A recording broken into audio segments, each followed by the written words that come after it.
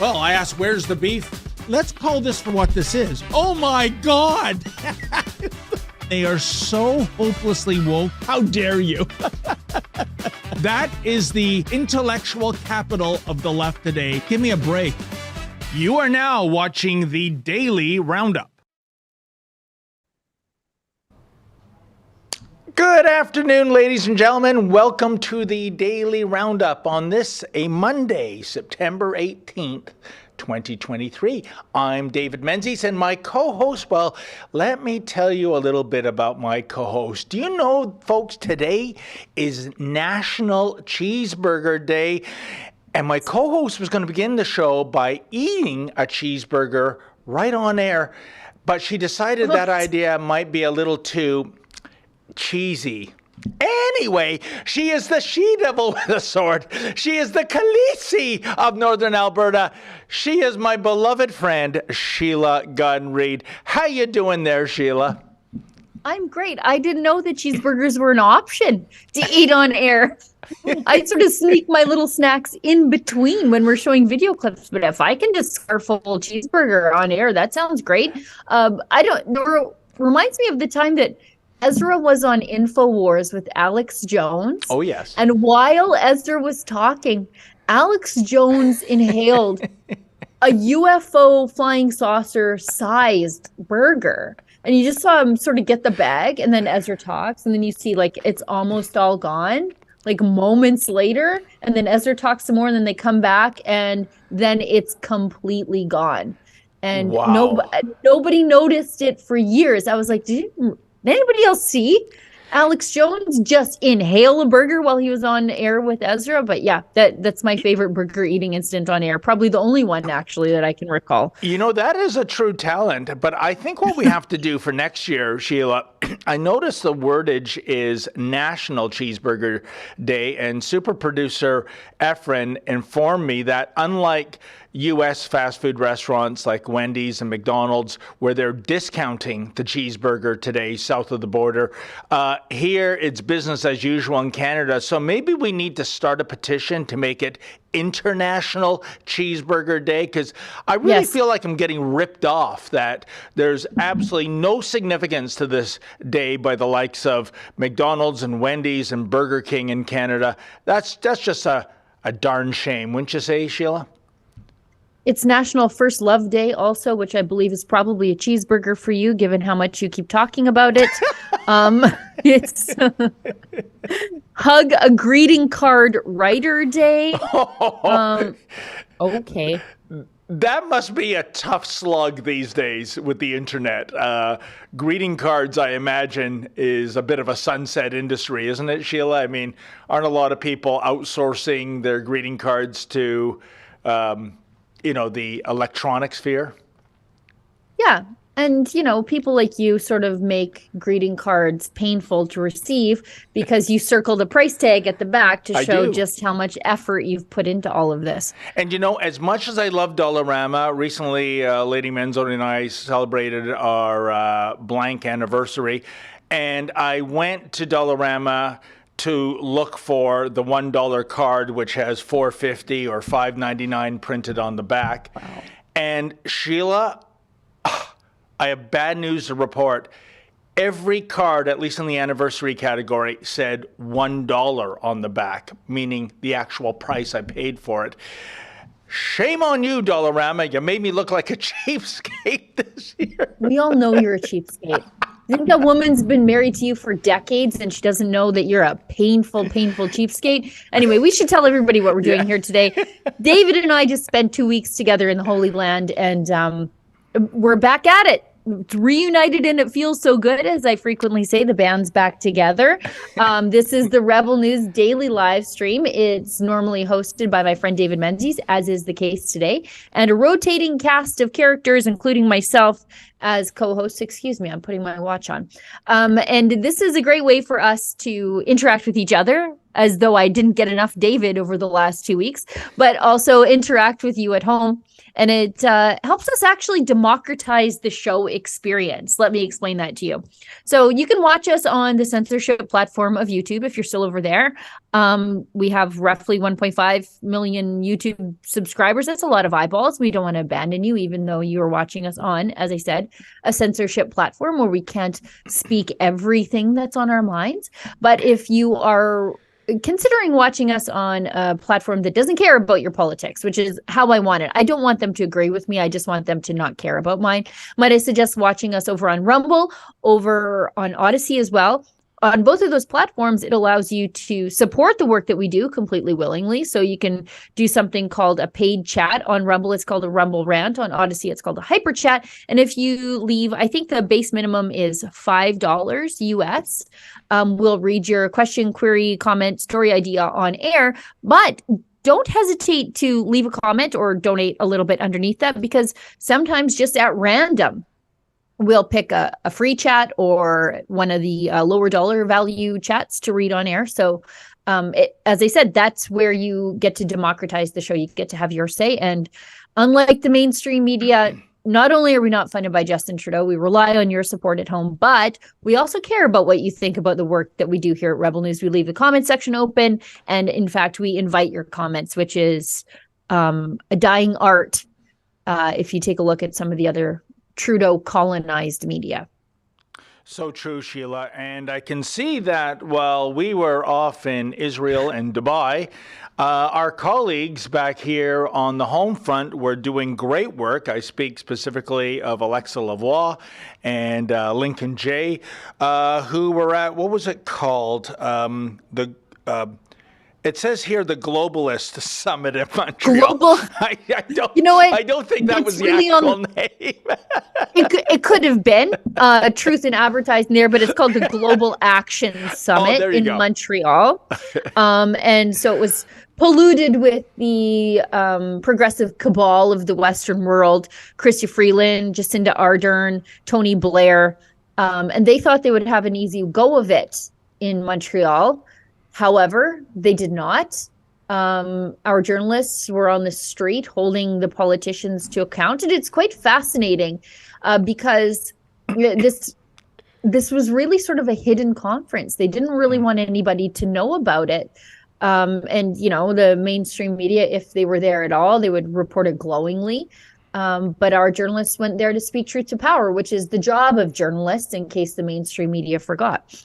And you know what was very interesting, Sheila, is that our own Lincoln Jay made headlines around the world. Well, maybe not headlines, but mentions around the world in the world press for having the utter audacity to ask the former New Zealand Prime Minister, how much fossil fuel did you burn to get over here to Canada, Yes. half a world away? And, you know, isn't that telling? The idea, and I think that's a very fair question to ask. You're all about, you know, lowering emissions, reducing your carbon footprint. There's the Daily Mail.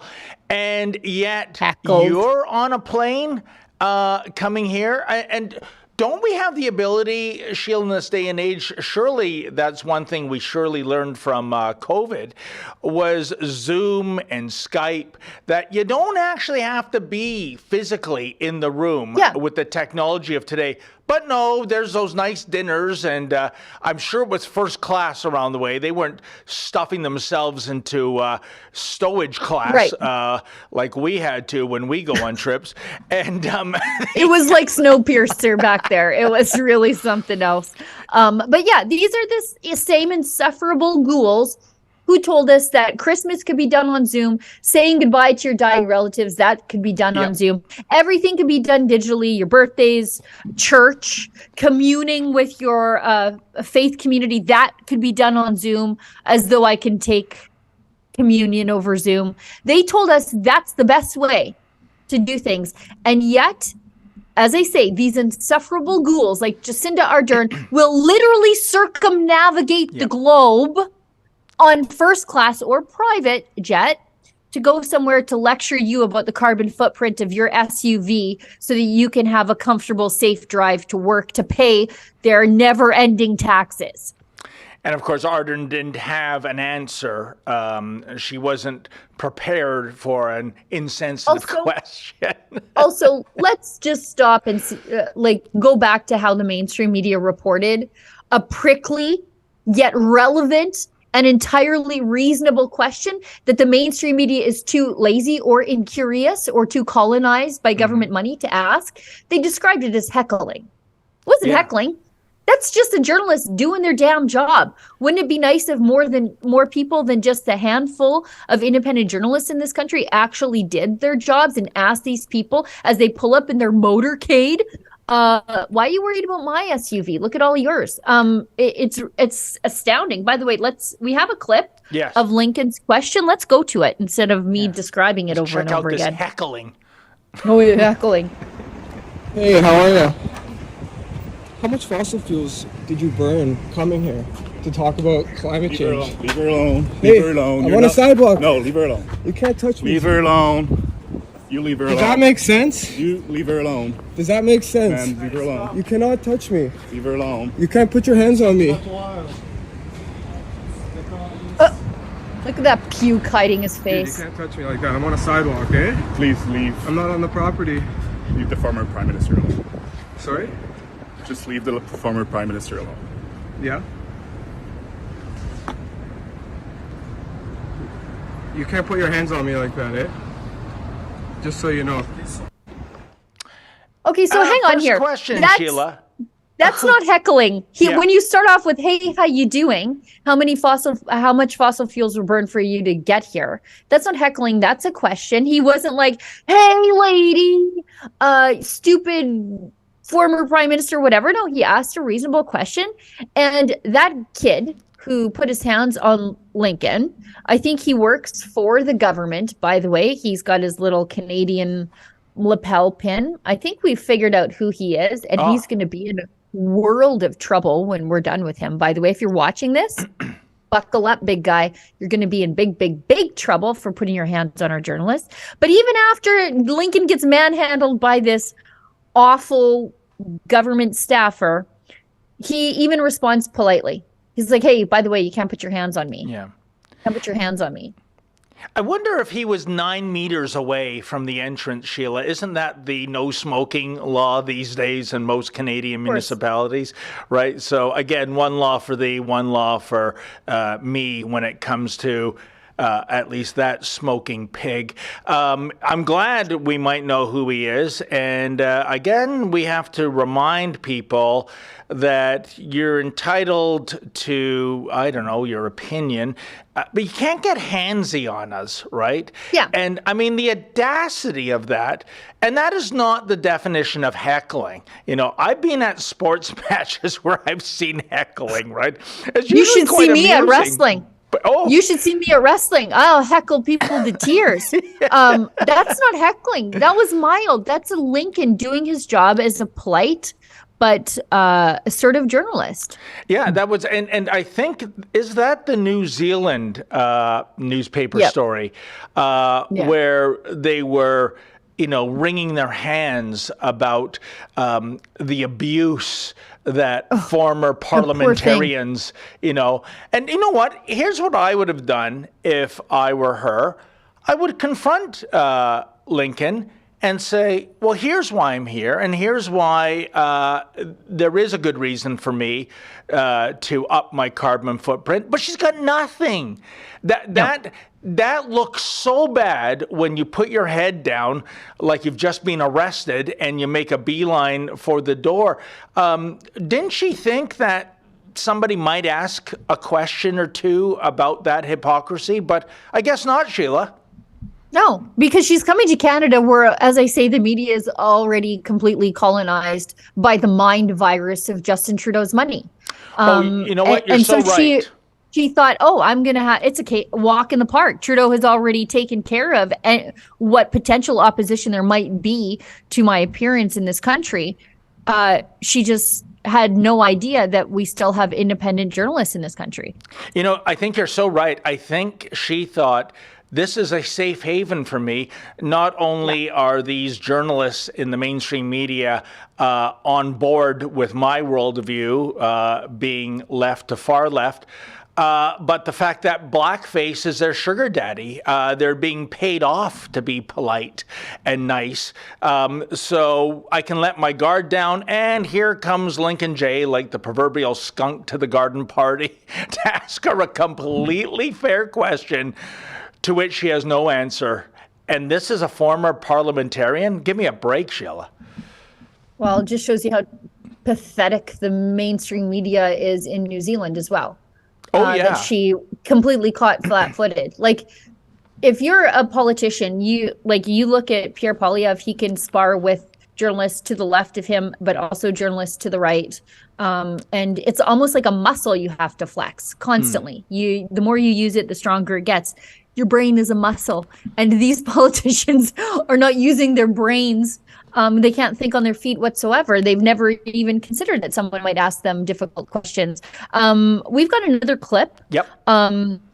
Video flashback, Global Action Summit. I love how this is described with far left losers. Former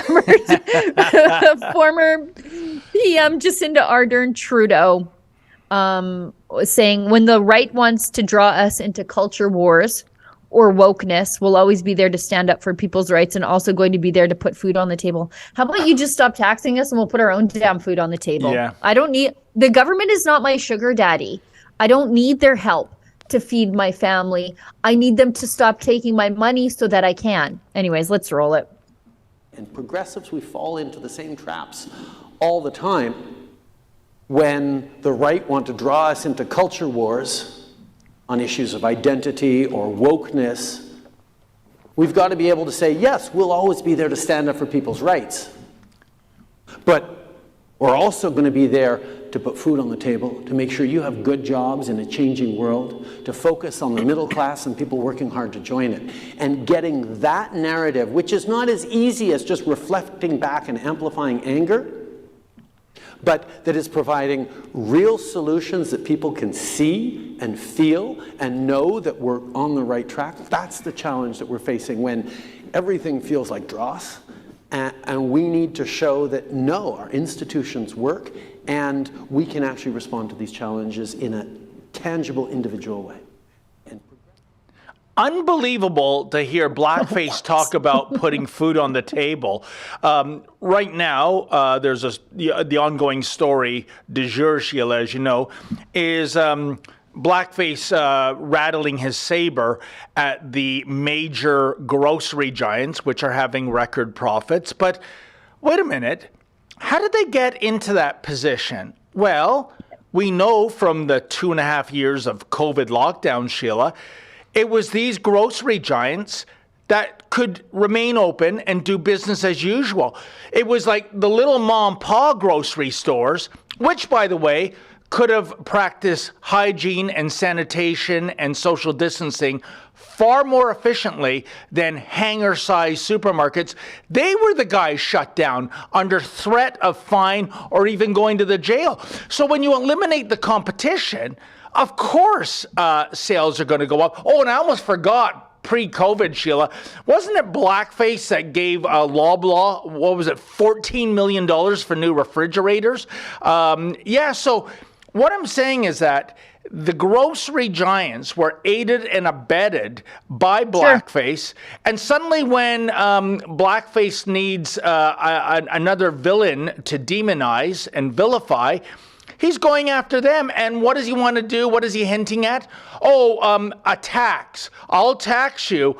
Do you think if that tax comes to fruition, Sheila, that the likes of Loblaw, Sobeys, Metro on down are going to just absorb it? No, they're going to pass it on to the consumer. So blackface thinks he is going to enact the first tax in the history of mankind, or peoplekind, as he would say, that is actually going to enrich the lives of consumers. What a jackass. But then again, this is the guy that said eons ago, the budget will balance itself. Yeah, and remember he said he would grow the economy from the heart outward, whatever that means. Like just dumb, frivolous nonsense.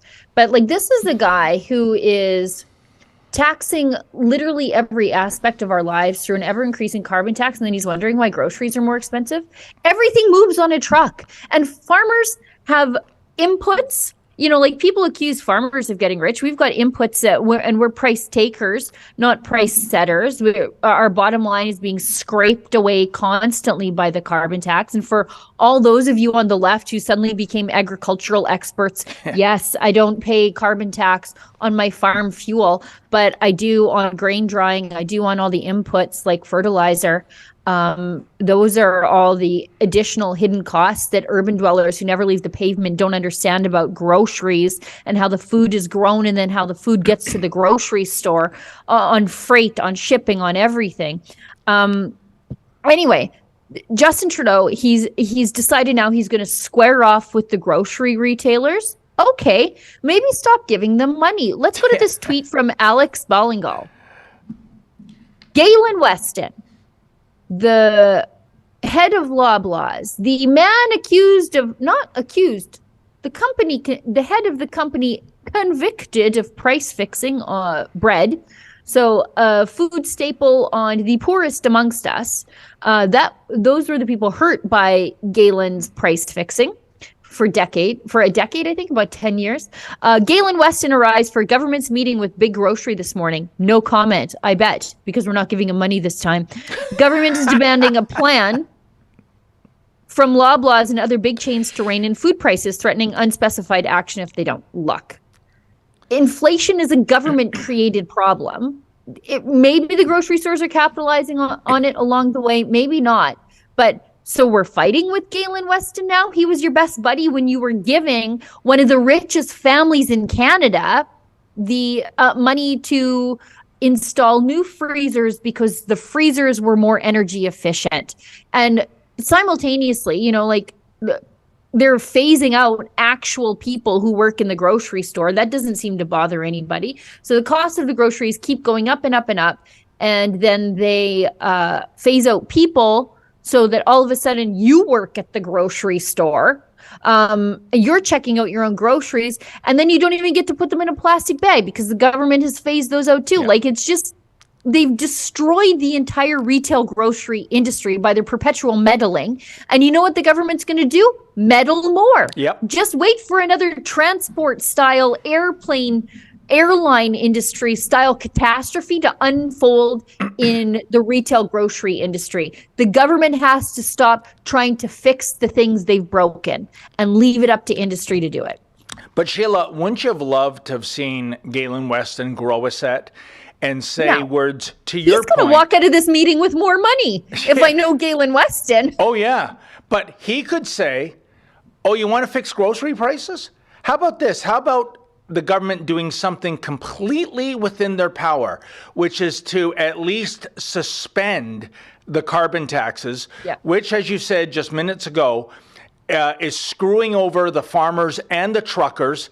This is inherently directly involved in getting groceries onto the shelves. He could have said that, but no, he's a politician too. You don't want to offend blackface in case there might be some more freezer money down the road. So he says nothing. You know, it's absolutely shameful. And again, much like enacting the Emergencies Act, as Pierre Trudeau, blackface's father, enacted the War Measures Act back in the early 70s. In the mid-70s, I remember, I'm old enough to remember this, Sheila, that Pierre Elliott Trudeau, he tried the ultimate form of meddling with an inflationary economy, which was the wage and price controls, which was wages are capped at 6%, prices are capped at a 5% increase. Could you imagine that? Why? I don't know. Why didn't he invoke legislation to determine when the tides are going to come in and out? I mean, it was an absolute disaster. It did nothing in terms of curbing inflation. But I guess blackface, if Daddy did it, I'm going to do it my own way with the grocery giants. I'm just wondering how this is going to pan out. Do you think Trudeau is going to enact a sort of a penalty tax they're running out of names to call these taxes. But if he does, it's you, I, and our viewers that are going to get screwed, Sheila. Yeah, the grocery retailers aren't going to pay this tax. No. It's just going to get tacked on to the cost of milk more time. Like it's a pass through. It always goes down to the consumer. These guys aren't going to pay this additional, whatever it is, levy, tax, whatever they're going to call it. And let's just go back to this freezer issue for a second, because the reason that Galen Weston got his grant for new freezers is because keeping food cold is expensive. Why is keeping food cold expensive?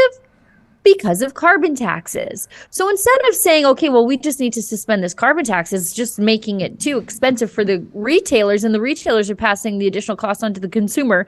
The government gives Canada's richest family, or one of Canada's richest families, $12 million for more freezers, while you and I are like, okay, well, I'll just continue to wear 2 pairs of socks and an additional sweater and perhaps a toque at home because I can't afford to turn up the heat around the house. But as long as Galen Weston is, getting a little help from the government, I feel good about that. Yeah, maybe Galen Weston can think outside the box, Sheila. And when it comes to freezers and refrigerators, in the ice cream section, for example, just have the ice cream on a shelf and have it liquefied, and tell your consumers when you get home, put it in the freezer to refreeze it, and then you'll have the experience of ice cream as opposed to a milkshake. Hey, why not? Let's move ahead because Alexa had some great coverage of the same Global Action Summit, Globalist Summit. Alexa doorstepped Chrystia Freeland. By the way, Justin Trudeau should really teach Chrystia Freeland how to sit like a lady, because only one of them sits like a lady with their legs crossed appropriately, and it is Justin Trudeau. So I know it can be done. We didn't have to use the blue dot on this video, did we, Sheila? No, what a terror, though, that was before. That woman, just an absolute clodhopper of a woman. So anyways, Chrystia Freeland was doorstepped by our Alexa Lavoie about the government's new proposed grocery tax. Of course, you can float the idea of a grocery tax, and apparently the Liberals think that the people who are eating the groceries and buying the groceries should not be entitled to pose questions to the government who are making groceries more expensive. So she approaches Freeland, and then watch what happens next. Apparently now, hotel employees think it's their right to put their hands on female journalists. And again, if you sent a mean tweet to Rachel Gilmore in the last year, you're on some sort of cease watch list. But Alexa Lavoie can get manhandled, shot at close range by a riot control device, and it's no big deal. If she were on the left, she would be speaking on feminist panels about the dangers that female journalists face, but Alexa's politics are all wrong. And so people pretend like that these things don't happen to her. Anyways, I'll shut up. Let's roll the clip. Now, Canadian, with the new taxes for grocery store. You don't think that having a tax on taxes is actually like not helping Canadian? Whoa, who are you? C'est quoi? C'est quoi votre nom? Mohamed Zaouli, madame, c'est juste là. Now, Clown that guy is. Yeah, all I gotta say, Sheila, here is holy David Strong. Remember that jabroni from the Radisson Hotel? We went to court. We successfully sued him when he got handsy with Efren and I when we were covering the another Toronto migrant hotel and decided to get handsy. Maybe we can show that clip later on. Yeah, but what is it about hotel employees who I assume don't have a security license? And even if they did, they're not supposed to get handsy like that. It's too bad we didn't have a supplementary camera to show how Alexa was getting shoved around by that guy. But yeah. I wonder if the hotel itself has footage. They probably shouldn't delete that. Yep. They probably shouldn't delete that, because we're also going to find out who that guy is. You don't get to just put your hands on our journalists. Yeah. And by the way, Freeland will not shut up about feminism, right? Like, she is insufferable about it. But she doesn't even flinch to turn around and say, hey, but take your hands off that woman.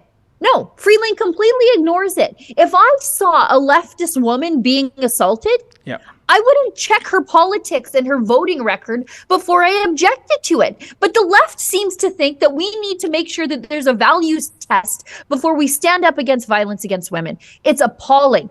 Freeland had a chance to intervene and say, look, get your hands off her. She didn't. She walked away because she doesn't actually care about violence against women or feminism or women's rights or anything like that. She's just a social preener to the liberal base. She doesn't care about any of these things. Yeah. No, you're so right. And it all has everything to do with your political leanings, Sheila. That's why she cruises through. And by the way, I noticed when we're running that videotape too, that guy, he points at his name tag, his hotel name. Yeah, he's dumb as a stump. Yeah, like it's his sheriff's badge. Like he's actually a member of law enforcement. I think it's coming up just any second now. Yeah. Look, see my name tag? That has my name on it as a hotel employee. Thanks. You know, I'm the sheriff in these here parts, little lady. Unbelievable. But what was the name of that hotel, by the way, Sheila? I don't know, but these handsy male feminists, they all look the same, don't they? They all have this sort of look about them that, Alexa probably could have dropped him like a sack of potatoes, but then the whole narrative is Rebel News journalist assaults hotel employee. Oh, yeah. Like, that's what it'll be. Let's move ahead because despite all this, Alexa Lavoie continued to do her work. Even though she's manhandled by a hotel employee. And she found former Prime Minister of the United Kingdom, Tony Blair, and asked him a similar question to what our friend Lincoln Jay put to Jacinda earlier in the day. So let's roll that.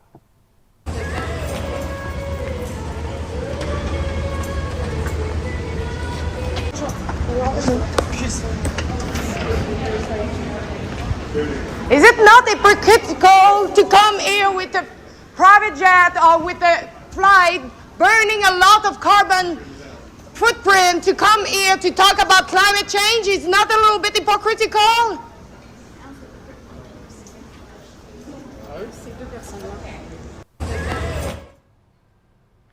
No answer. Nothing, never is. Because what could you answer, right? Like, what could you answer? But these are allegedly parliamentarians, Sheila. They should be good with their mouth. That's your number one skill as a politician. Don't you even have a stand-pat answer just in case there is some impolite person asking these questions? Apparently not. They just clam up and retreat into their shell like a tortoise. Yeah, because they've never been asked these questions. Like I said earlier, Pierre Poilievre, he gets asked tough questions by the left and the right. And his argumentation muscle in his brain is constantly working and flexing and growing. And then these liberal politicians, they know that the mainstream media, and so the journalists, the only journalists they allow into these events, are so in agreement with them on everything that they know a prickly question is never going to come their way. And so, Alexa, she was there until she was booted, because that's how you get kicked out of these summits, these globalist summits, is by being disagreeable, or at least having a free thought. That's how I got the entire company kicked out, I believe in perpetuity, from the United Nations climate change conferences. Yes, you did, Sheila, as I found out back in 2018 when I flew all the way to Morocco because of you. I think you, what was that story that, if you can quickly give us that story, I think it was an insensitive question by you to somebody who is maybe native or partly native.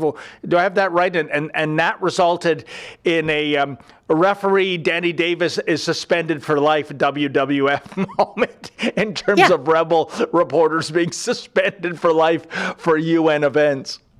Yeah, and I was so dangerous, apparently, that they let me finish the conference before banning us, which would have been, if they had kicked me out of the conference, it would have been a quiet mercy, because what a boring bunch of garbage it is inside those conferences. But yeah, there was a guy at the, incidentally, also in Morocco at the UN Climate Change Conference, and I had been allowed inside, which was probably a big mistake on behalf of the United Nations looking back.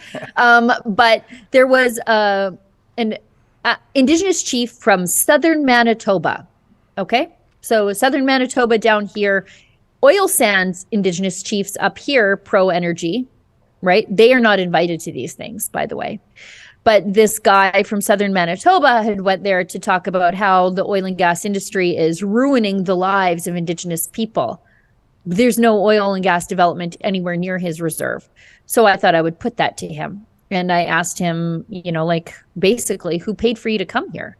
Like, did the Canadian taxpayer pay for you to come here? Did your fellow Indigenous people who work in the oil and gas sector, did they pay for you to come here? Do these people know that you are claimed to be speaking on behalf of all Indigenous people, but you are disenfranchising the Indigenous people who use the oil and gas industry as their way out of generational poverty? You don't speak on behalf of the Indigenous bands in Fort McMurray, Fort McKay, whatever. His press secretary, then he wandered off. His press secretary tried to handle me. Didn't put her hands on me though, but she was like, and then she ran off and locked herself in the porta potties. And so after she locked herself in the porta potties, she went to the United Nations media guy and said, excuse me, I'd like to report a crime. Yes, there's somebody here disagreeing with me. And so she accused me of harassment. And then came and the media guy came and he tried to handle me. And then they kicked me out of the conferences forever. But again, they let me finish the conference. I was so dangerous and so harassing that they let me put in a full week of work at the conference and then banned us the next time around. Well, two things. All of those questions you asked were completely fair and legitimate. And secondly, I never heard the porta potty part of the story. Was this before or after Peter MacKay ran into the toilets to avoid our former colleague Ian Bexley's questioning? I mean, is this the new strategy? Go into a stall and just wait for the pesky reporter to leave? She was in there for like 45 minutes too. I thought, okay, I've got all I'm not interested in anything that's actually being discussed at this conference because it's all just a bunch of garbage. It's quite boring inside the conference, except that it's sort of otherworldly. It's sort of this like you're in Morocco in the desert, but you're inside the conference in this fake city that they've built, and it's so cold that I came home with a cold because I was in the air conditioning all day. My nose was constantly running, and then you walk out into the heat of the Moroccan desert every day. But so that was the interesting thing, like the things that the mainstream media ignored. But yeah, she locked herself in the bathroom for like 45 minutes. Finally, I gave up. I was like, look, she's so scared. She's going to stay in there forever if I just lurk here. Now, I wasn't trying to be cruel or anything. But yeah, then as soon as she got out, she like tattled off. Oh, let me go back a little. Sorry, it's story time with Sheila.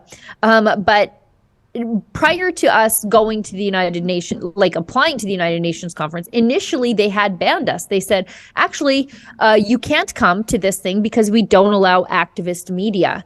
And so I went through the list of media companies that they had accredited, and it was like all these climate change activist media. And I'm like, oh, so it's not that you disallow activist media, you don't want skeptics there, which was the problem. And so when we put that to them, like your excuse falls flat, they had to begrudgingly let me in. And then so I know the first time, like the very first tough question I put to anybody, I should have known we would be banned because they were looking for a reason to ban us. So I guess they got their wish. You know, that's so perversely ironic. Activist media, I would argue you could call most of the mainstream media journalists as activists today. I mean, they're on the government payroll. How much of an activist do you have to be in order to accept money from the people that you're ostensibly covering in an unbiased situation is just baffling. But I got to say, to spend 45 minutes in a porta potty, Sheila, I consider myself lucky if I can get out of those things in 45 seconds. I mean, they're so charming. It's such a pleasant experience, porta potties. And you know what? I'm exaggerating. It's not like a rodeo porta potty. It was like one of those, because they built a city out of the desert for this thing, a completely disposable city, which will go in the garbage after the end of it all. Thank you, climate change activists. But it was like one of those like porta potty trailers, like a bathroom trailer I should have known skids better. that you bring in. Yes. Yeah. Our globalist elites are definitely not using the rodeo style porta potties that I end up using at certain events. But anyways, it was she stayed in there just terrified for That God makes knows sense. how long. It wasn't a Johnny on the spot kind of thing. It was the luxury porta potties. Of course, it is the United Nations. You know, Sheila, I think we are overdue for an ad break. Yeah, let's go right into the Million Man March afterwards. I think we'll have so let's skip over, just so you know, guys, let's skip over the Poilievre clips and we'll go right into the Million Man March after the break. Okay. Thanks. Come on out November 25th. It's all aboard the Freedom Train in Niagara-on-the-Lake. You can check Rebel News for updates and also the Freedom Passport site. Tamara Leach, who led the truckers' convoy, will be sharing the stage with some of the finest international recording artists, like the Chops Horns from New York City, who's played with Alicia Keys, Stevie Wonder, the Rolling Stones, and many more. Plus New World Sun, just off a European tour, and the legendary R&B master, Leroy Emanuel. Get on the Freedom Train with Tamara Leach. Saturday, November 25th at Niagara-on-the-Lake Central Community Center, 680 York Road. Get your tickets today at freedompassport.ca. The Freedom Train is coming. Know your rights, know your freedoms.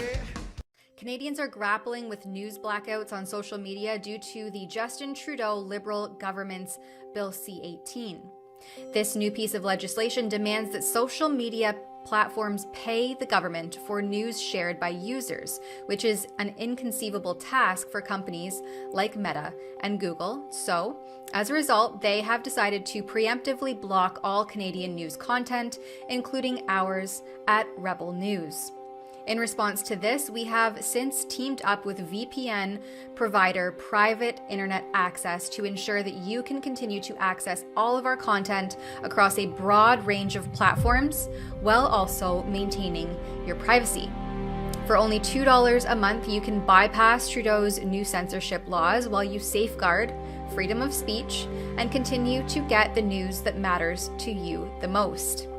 Visit piavpn.com/rebelnews to take advantage of the 84% discount and 4 months free. As a bonus, PIA has all of its servers located in the United States, not China, and they automatically delete user data from their servers to avoid leaks and government subpoenas for information phishing expeditions. Don't delay. Head over to piavpn.com/rebelnews to stay up to date on the news in Canada and protect your access to it. Don't delay. You don't want to be left behind. You know, Sheila, in addition to Tamara Leach being a patriot and a freedom fighter and a logistical genius, yes, she really is. She is just so cool. That ad is amazing. It's just unbelievable, you know. And I guess in a way, I'm kind of getting my dream to come true. It was a dream that was squashed by our colleague, Dave Shrigley. Dave's a really nice guy and all, but I thought of a Rebel News variety hour that we could put on. And I wrote a song. It's called The Rock Song. You have dreams of being Bobby Bittman. I know you do. Well, I tried it out. I tried out a few verses on Dave Shrigley, and he literally laughed in my face. Like, you know, there's two ways of going about that. It's basically the lie and go, hey, that's pretty good. Or, you know, semi-lie and say, you know, it's not my cup of tea, but maybe somebody would like it.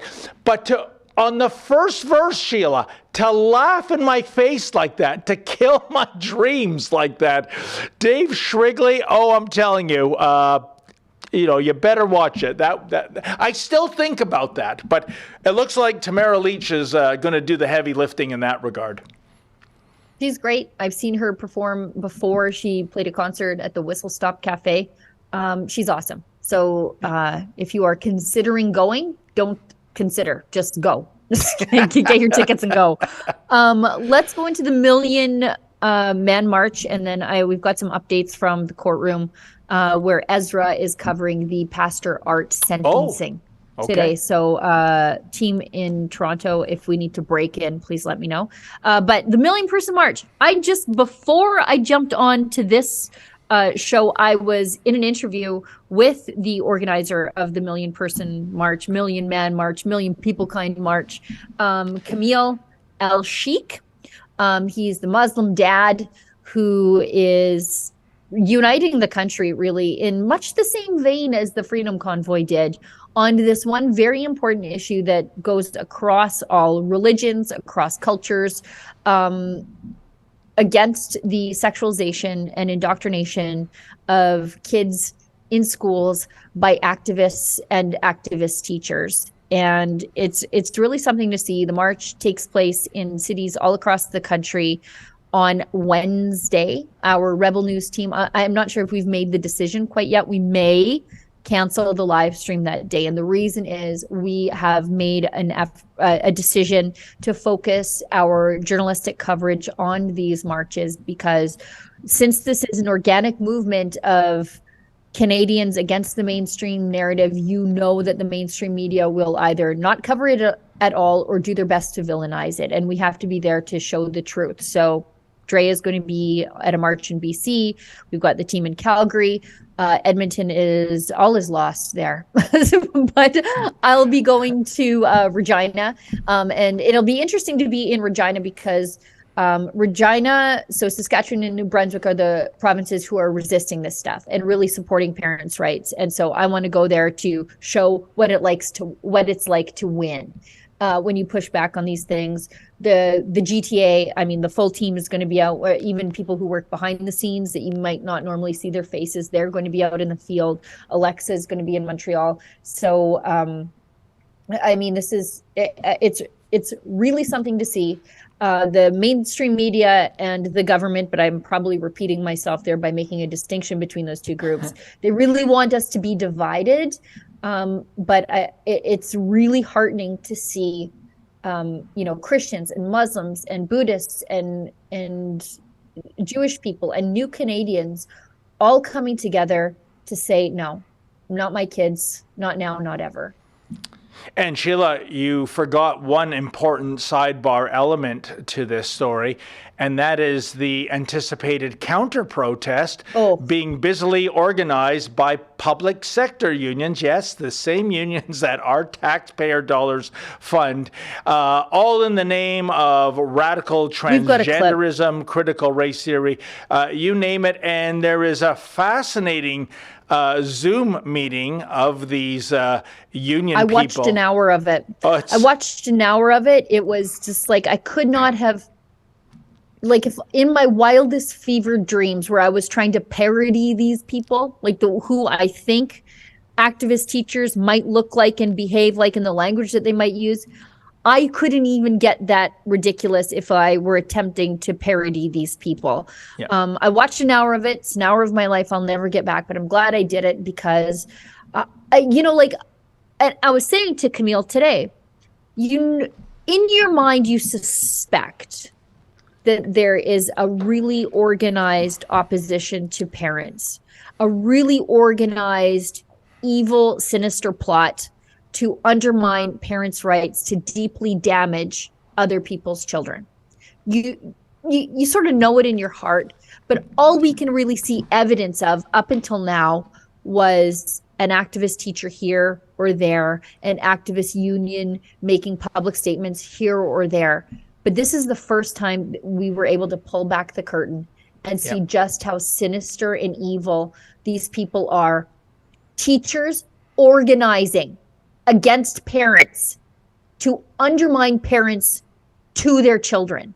It was absolutely appalling to watch, and the amount of pride flag backgrounds and like trans flag backgrounds in the Zoom call, and like their pronouns, they, her, like, I don't know how that works, but they've got all their pronouns and their names. It's just, and calling parents fascists. Yeah. Excuse me, crazy lady, but you are the ones enforcing the state here. You're the ones enforcing the gender ideology that is being fed to us on behalf of the state. You're those people. You are the fascists undermining the family unit, which is the first thing fascists and communists always attack, because it's the building block of society. And people who are loyal to their family and to God are the people that the state has a hard time controlling. But anyways, we've got a clip of this. I could go on and on, but yes, I did put an hour into this. Indeed. In case you think Sheila Gunn-Reid is exaggerating, folks, just check out this little clip. Look at the trans flag in the top corner. That lady has her pronouns. Oh. We are seeing a set of protests that are all being done simultaneously.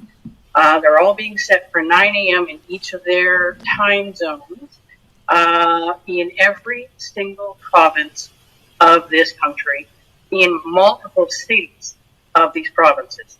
And it is really scary. It is extremely similar as to what has been happening in the U.S. And we are very, very worried about what could be coming next. We are wanting to show a very strong response, countering these protests, to show that, you know, they even think that there's a possibility of bringing what's happening other places here. We're going to be there to counter it every single step of the way. We want to show a very heavy people on this call that have a lot of experience in dealing with this type of thing, that can help us keep each other safe and be strong in the response that we're doing as well to these hate mongers, really. Now being under the guise of being led by parents. Do you know what? That's good. That's good. Because we've got some news from the courtroom in Lethbridge that we should get to. But calling parents hate mongers, there's one thing in there that made me happy. As much as I hate to see the people paid by our tax dollars in charge of your kids for 7 hours a day, attacking parents as hate mongers and fascists. You know what was the one thing that warmed my heart in all of this? How scared they are. How scared they are, and they say it. After 40 years of their garbage going unopposed and unabated and completely supported by the mainstream media and the government, they've got opposition now. And so you know what? Let's rumble. You know what? Let's rumble. Finally, someone has stepped up, and it's spreading in cities all across the country, and these people are fearful. They're scared. They know they're going to lose. I love it. And what does she mean, Sheila, by this type of thing? This type of thing meaning a demonstration, a peaceful protest, much like how these teachers' unions, at least in Ontario, every 2 or 3 years go out on strike. You know, it's for the kids, right? It's for the kids that we're withholding our services. Their demonstrations are okay. But suddenly those who oppose their Marxist views, and this is Marxism, Sheila. Oh, sure. This is all about attacking the nuclear family. This is Marxism 101. Tear it down. These are a bunch of Marxists that are with both the teachers' unions and the school boards these days. This is why they're promoting radical transgenderism. This is why they're promoting critical race theory. And you're right. You're absolutely right. Finally, someone is standing up to them. Of course, if we were to reach out to Blackface, he would say that Camille has obviously been influenced by the far right white supremacists in the United States to do this. I'm serious. That's what he would say. I know. Because he doesn't want to be seen attacking Muslims directly. So what do you think is going to happen, Sheila? First of all, that number, 1 million, that's a lot of people. Do you think that target will be reached? I'm not sure, and I don't think it really matters. As I said, this is the first time these maniacs have ever been opposed in 40 years, and their fear looks good on them. They said something in there that I thought was quite striking when they said, Oh, darn. It just completely slipped my mind. Shoot. I was just thinking about what happened in the Lethbridge courtroom, and all my other thoughts vaporized from my mind. Well, let's get to the Lethbridge news. Let's get to the Lethbridge news. But anyways, for those of you who want details, I think you can just look Million Man March on Facebook and find a city close to you. And if you are tired of teachers undermining your authority as a parent, and if you're tired of your government allowing teachers to undermine your authority as a government, perhaps it's time to get out there and protest and ask your government to follow the lead of Saskatchewan and New Brunswick and put parents first, because parents are the first and best educators of every child. And the school system should be taking direction from the parents and not these activist maniacs who think that they're in direct conflict with parents and who think they know what's best for your kids. Their fear just warms the cockles of my heart. It does. Let's go to the Lethbridge courtroom. We've got news from the Lethbridge courtroom. Ezra is there on the ground. Let's go to his this tweet. Pastor Ardern Pawlowski sentenced to 60 days in prison. That's hang tight, guys. This is good and bad. So sentenced to 60 days in prison. They are appealing his conviction, but he's going to sentencing anyway. So we'll get credit for 60 days time served. I think at one point they wanted the maximum here. So we're still appealing the sentence and his conviction. You can do that at savearcher.com. So he's going to walk out of court a free man today. So as Ezra said, court's over. Ardern walks free. No jail time other than what was served. And there were huge cheers from the hallway when Ardern walks out of the courtroom. So also good news that the judge also rejected the prosecutor's claim that Ardern engaged in hate speech by giving a sermon, a Christian sermon to truckers at the border who were as part of a satellite protest to the Freedom Convoy, the anti-mandate Freedom Convoy that was in Ottawa last end of January, halfway through February. Truckers were blocking the border in Coutts, Alberta. Ian Simoni was on the ground. Sid Fizzard also on the ground in Coutts, Alberta for really the duration of the blockade there. And I think that blockade truly set Albertans free, because we watched our premier at the time, Jason Kenney, go from, we're going to drop the vaccine passport in 2 weeks. And then it was like at the end of the week. And then they were like, actually at midnight today. And it was because the truckers were very clearly blocking the border. And as a result of that, there are truckers down there facing mischief charges, and Art faced a counterterrorism charge, blocking critical infrastructure. It's a law designed to prevent eco-terrorists from harming pipelines. And instead, they never used it for that.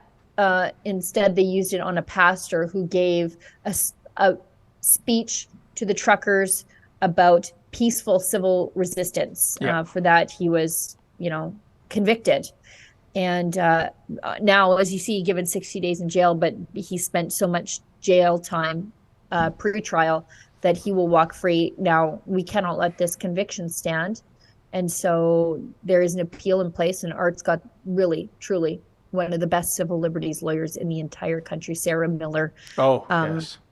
She's absolutely the best one. Sharp cookie, funny cookie, true believer in freedom for everybody, even people she fundamentally disagrees with. And if you'd like to make a tax-deductible donation to make sure that this doesn't set any sort of legal precedent, you can go to savearcher.com. And again, thank goodness the big boss man, Ezra himself, is down there covering this, Sheila, because you just can't trust how the mainstream media is going to spin this. No.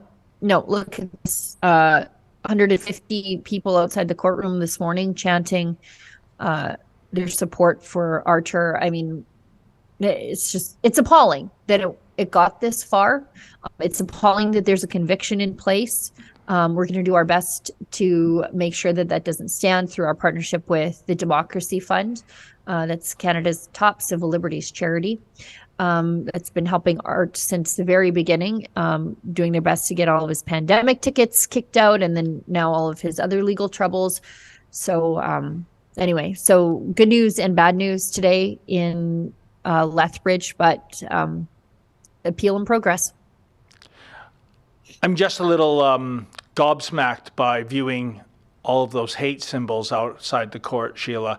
Crosses, crucifixes, Canadian flags. It's just, I think I need a cup of tea to settle myself. Yeah. You and I just came back from Israel, and it doesn't matter whether you're on the left or the right. Everybody flies the Israeli flag. Yeah. But in Canada, apparently, the Canadian flag has been co-opted by radical fascist nationalists. If you would pay attention to the mainstream media, it's quite bizarre what they've allowed our country to become. No, and you don't exaggerate. Whenever I'm at one of these freedom demonstrations, I'm always drawn to the big macho pickup trucks with the hockey stick in the bed with the Canadian flag. And I talk to these guys and gals, and they're just the greatest salt of the earth people, Sheila. And incredibly, they all tell me the same consistent story when they're driving around with their Canadian flag flapping in the wind from the hockey stick. Not a single day goes by where a motorist passes them by and gives them the finger, right? This idea of a Canadian flag on a hockey stick to the loony left is deemed to be a hate symbol. It really is our own nation's flag. It's Sheila, it's just mind-boggling. It is. So I'm sure Ezra will have a full report on what transpired in the courtroom today. I'm not sure if that'll be the monologue on his Ezra Levant show, but I know that there's a story with all of his live tweets from the courtroom on rebelnews.com. So if you're looking for more about what happened inside the courtroom, we were there on the ground giving live updates. You can catch that on rebelnews.com on the website there. And what a great opportunity for you to sign up for our emails, because thanks to Justin Trudeau meddling and doing his best to extort from the social media companies, you won't be able to see this on Facebook or on Instagram, or thankfully you can still see it on Twitter. So it's a good reason to go to our landing page, put your email into the little pop-up there so that you can stay in touch and get breaking updates as they happen. Yeah, and I know we don't have a heck of a lot of time, and I was hoping to just get to something that's not on the agenda here, Sheila, because when I was driving into the office, it was consuming all forms of talk radio. It was front page of the Toronto Sun. There you go. And it's the headline is Ba-Boom. Mike Babcock, who was the brand new coach of the Columbus Blue Jackets in the NHL, just signed in July, is already fired before, they call it resign, but it's really being fired. And it is, I want to get your take on the story, Sheila. It's all about what happened with Babcock going to the hockey players on the team, insisting they hand over their cell phones to him so that he could scroll through their photos. And this is one of these stories, whether you're on the left, on the right, in the center, everyone is reacting with a what the hell kind of response. I haven't seen anyone go to bat for the coach saying, oh yeah, this is completely normal. I mean, Sheila, what? It's an NHL story, but this could be somebody getting a job at Canada Packers or McDonald's or what have you. The idea of somebody, your superior, your boss, your manager, saying, hand over your phone, I want to scroll through the photos.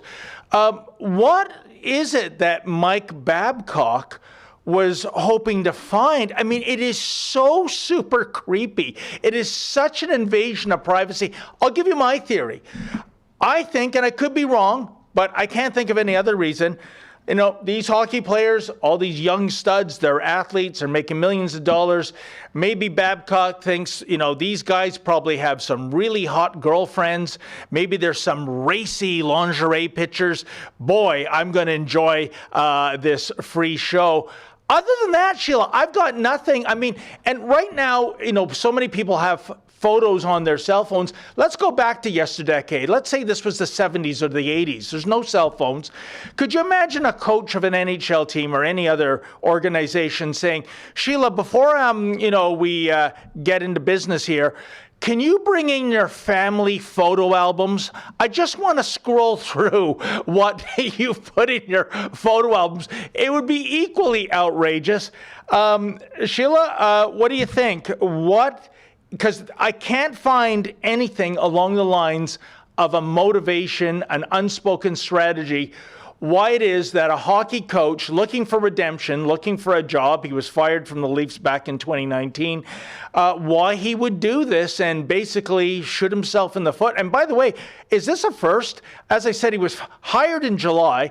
They haven't played a single hockey game, not even an exhibition game, and he's already fired. Has any coach in pro sports history had their career ended before game one? Unbelievable. Maybe he was looking to see if there were pictures of underage minor girls on their phones. Was it in August? Wander Franco from the Rays, MLB, was put on leave because of allegations, while authorities in the Dominican Republic, his home country, investigate whether or not he had a relationship with, I think, a 14-year-old girl. Yeah. Maybe he was trying to protect the team and the league in his own weird creep show kind of way. Just being maybe hypersensitive about these issues presenting themselves in other sports. I'm not sure. Well, why do I think that he's benevolent? He's just probably just being a weirdo. Geez, Sheila, you should be his lawyer, because that would be kind of a good defense. I mean, I still think it's inappropriate. It's weird. It's weird. I don't like it. But yeah, at least you'd have a reason. It's just fascinating. If anyone want to weigh in, and I don't see any support for this, and I just... I'm beside myself. But if that was the reason, why doesn't he say that, Sheila?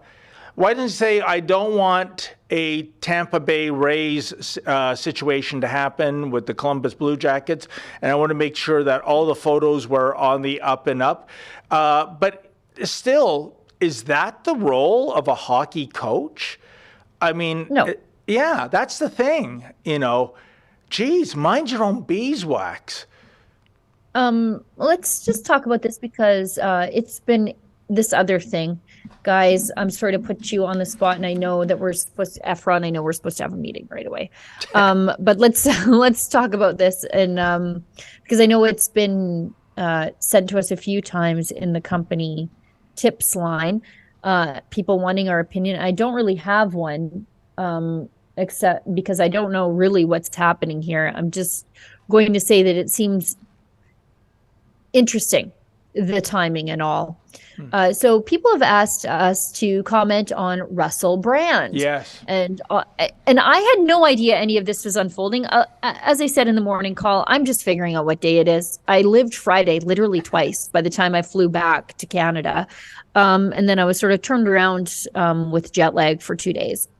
But apparently Russell Brand, British actor, British commenter, podcaster, and I've watched him over the course of the pandemic move from new age weirdo, who is mildly interesting, like what I thought was just like a yoga guru, kind of a strange crystals cure cancer kind of guy, to a libertarian thought leader. Speaking to people like Jordan Peterson and really being anti-coercion and anti-mandate. And I think his transition was quite sincere. He's sort of left behind the far left, and maybe he is still far left on social issues, but he seems to be anti-coercion. And lo and behold, over the weekend, 4 women have come forward, and he's a comedian and podcaster or whatever, and have accused him of, sounds like, I don't know if I can say that, sexual assault and abuse. And I don't know why these allegations are being made right now as he's fully transitioned into libertarian thought leader. When he was the left-wing granola Birkenstock long hair hippie, none of these things ever presented themselves. And I don't know, the timing seems striking to me. I make no insinuation about the veracity of these claims or the authenticity of them. All I'm saying is strange. That's all. I share your opinion 100%, Sheila. It's very weird, the timing, isn't it? Once he becomes libertarian, suddenly out of the woodwork come multiple claims of sexual abuse. All at once. So the timing is suspect, and the I don't know, the sheer volume of accusations coming to the surface at the same time, that's suspect as well. It should be noted, in fairness, Russell Brand, none of these allegations have been proven in a court of law yet. And he denies them completely. Yep. And the initial investigation is just beginning. And his wife is pregnant right now with their child. Wow. And, like his exes include Katy Perry and Kate Moss. There's a lesson in here, by the way. Brand insisted that while he was promiscuous in the past, maybe don't be promiscuous and you won't have these sorts of problems and allegations. But anyway, his relationships have always been consensual, is what he says. So I don't know, if you just don't do that whole promiscuous, weird hippie sleeping around thing, then you won't have the opportunity for people to level these accusations against you. But Sheila, in fairness, even if you are promiscuous, as far as I'm concerned, if you're both adults and it's consensual, but there's no crime there. Oh, right. Yeah. No, of course there's no crime there. I just make a moral distinction there is all. Oh. Yeah. There's a reason why you don't do these things, and this is one of them. By the way, so I just, for people who have been emailing us and asking us what we think about it, there's what I think. I don't really know anything. I just think the timing is interesting. Yeah, and I'd like to modify an old saying, Sheila, because over and over you hear, well, where there's smoke, there's fire. Guess what, folks? Sometimes where there's smoke, just a whole bunch of other smoke, no fire. Yeah. So let's see this play out. And, but I will say this, Sheila, if these allegations are false, I think this is the most wicked thing you can do to a person. For sure. By the way, they did this to Kevin Spacey. Did you know that Kevin Spacey was innocent? When the allegations against him went to court, he was not convicted. You don't know that, though. All you know is the allegations against him. I just listened to a podcast, and I'm an evangelist for the work that Anne McElhaney and Phelim McAleer do at the Unreported Stories Society. They have an incredible podcast. They did one on Weinstein. What they did is they just went and got the trial transcripts and hired voice actors to read them every day. And if you listen to that podcast and then listen to the trial transcripts verbatim versus what the mainstream media was reporting, you would have two wildly different opinions. And I know I did.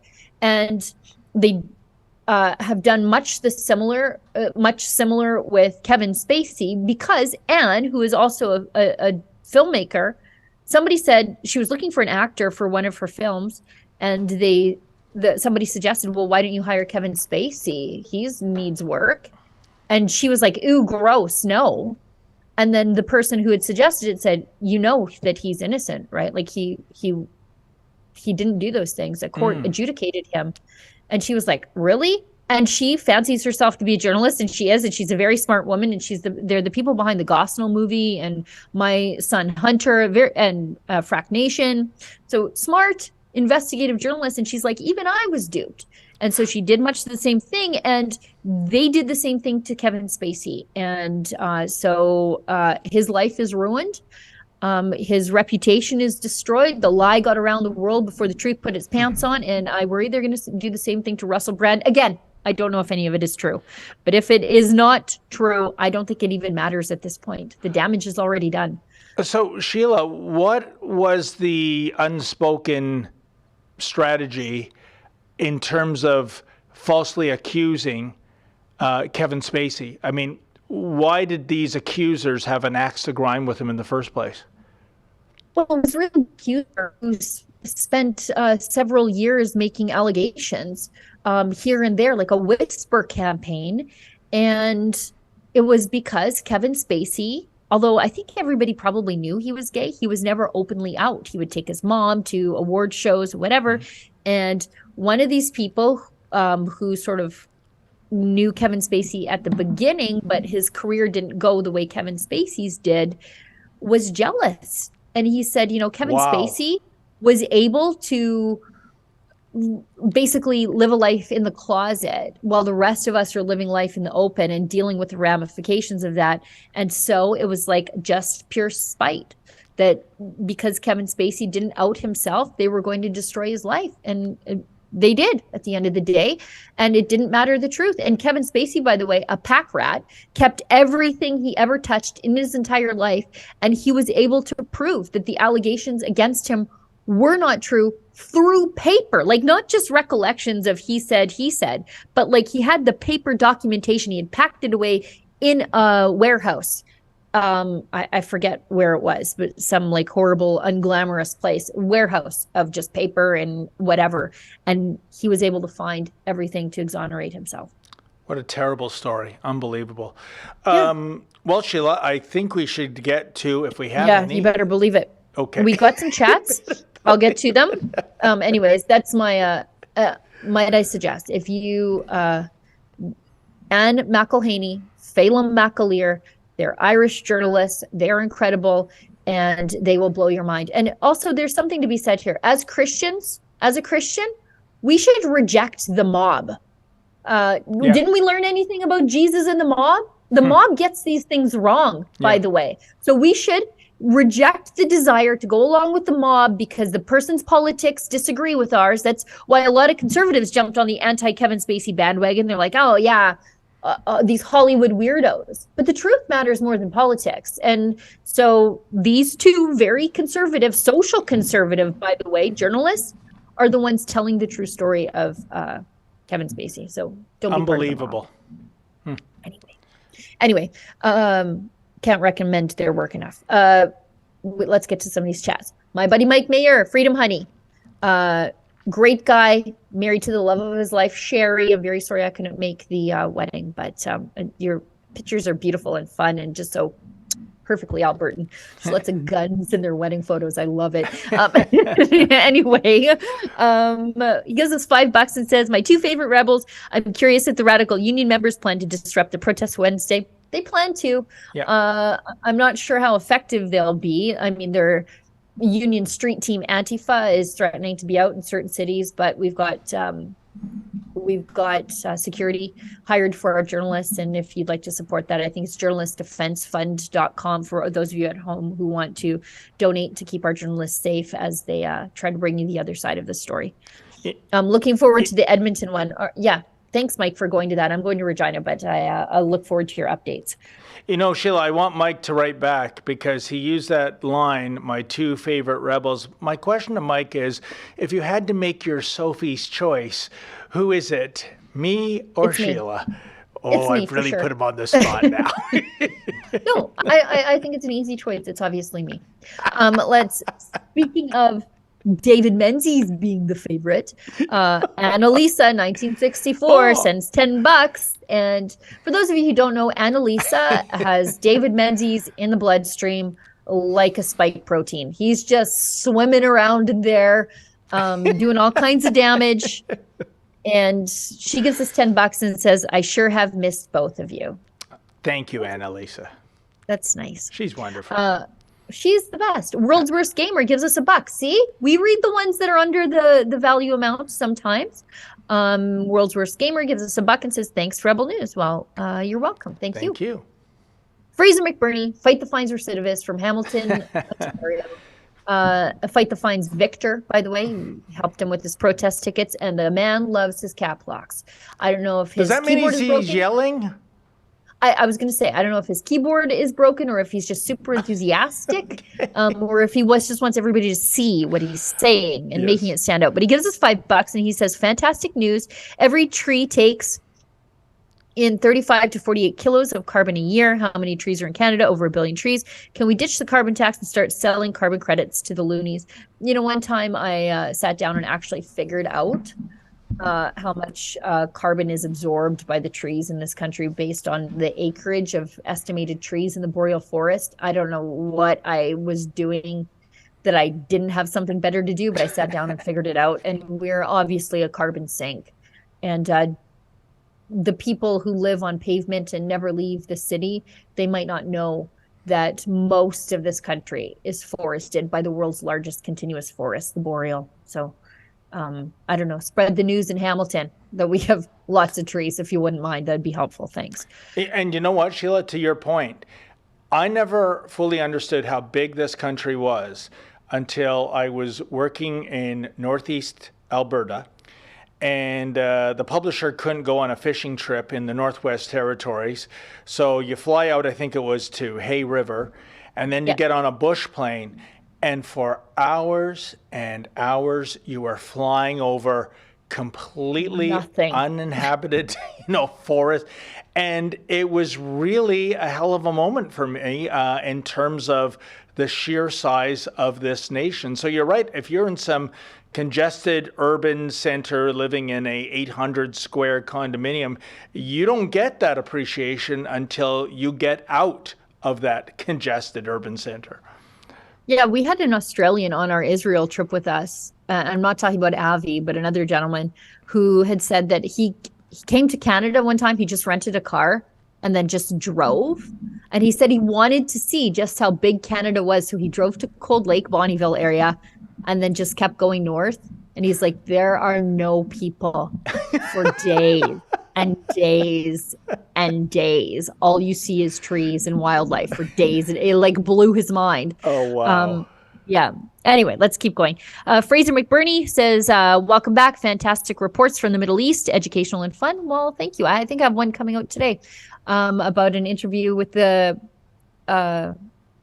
Muslim man in Dubai who, with his own money, really, it just blew my mind, founded the Crossroads of Civilization Museum. It's a private museum. And the things I saw in there, like the Christian artifacts, the Jewish artifacts, there's a Holocaust museum part. There's a part of the museum that forces people to remember the Jewish ties to the land of Israel, because he's like, sometimes my people forget. And like the Christian artifacts that you can't even imagine that they're in a private collection, like a pre-schism Bible he has. Yeah. I just couldn't believe what I was seeing. And because Dubai truly benefits from the Abraham Accord. So this, it's for a dictatorship, surprisingly free and tolerant. There's a different way forward for the Middle East other than poverty and war, and Dubai shows us that. 100%. Okay, Kevin Tennant gives us $2. I was in Walmart yesterday and saw a new product called Cracker Jill as opposed to Cracker Jack. No kidding. No. Thoughts? You know what? I took a picture of this a while ago. It was on my Facebook, Cracker Jill, and I was like, okay, great. We've solved the problem with misogyny. Once again, we're being led the way by junk food, much the same way Hershey's forced Faye Johnstone into the common parlance of the nation. Now Cracker Jill. That's the thing. Like I was gonna buy Cracker Jacks and just drive up my insulin with garbage, but then I said no, I'm totally not. But now they have Cracker Jill, so now I'm gonna. Like, who falls for this stuff? My first question, Sheila, given the time in which we live, is Cracker Jill Cracker Jack's sister, or just a different character in the Cracker Nation, or has Cracker Jack transitioned into Cracker Jill? Because if that's the case, Holy Bud Light holy target. Why can't these big corporations just once say, you know what, for, I assume for that confection, a century we've been selling Cracker Jacks, and for another century we're going to sell Cracker Jacks, and if you want to create your own confection called something Jill, go for it, but we're going to keep it as Cracker Jack. But my question remains, Sheila, is this another character, or has Jack become Jill? Why can't they just make the garbage food and shut up?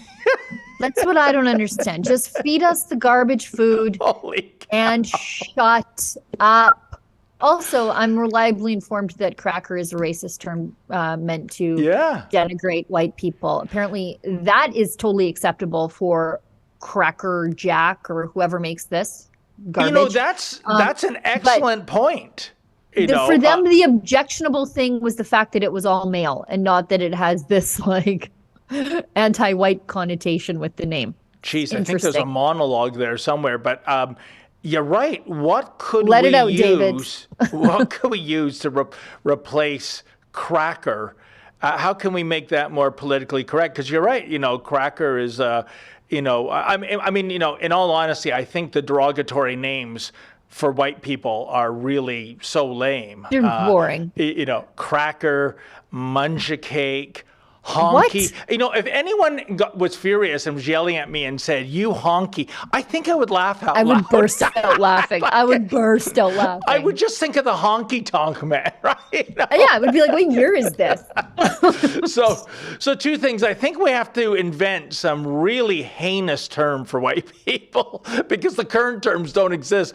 But if you were to replace cracker, what would the word be? Because I guess that's where this company is going down the road. You're inviting a slew of racist comments. Can you just not, David? We're done. This is going nowhere good.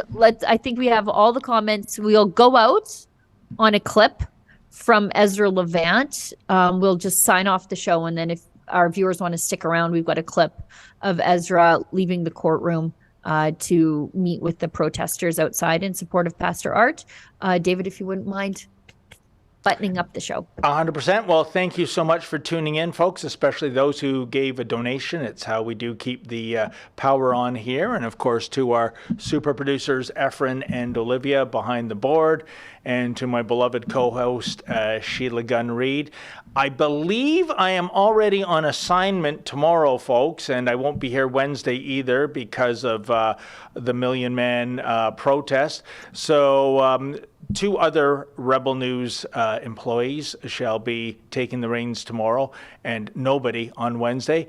So I will see you back here, I presume, on Thursday. And in the meantime, as always, stay safe and stay sane. Everybody.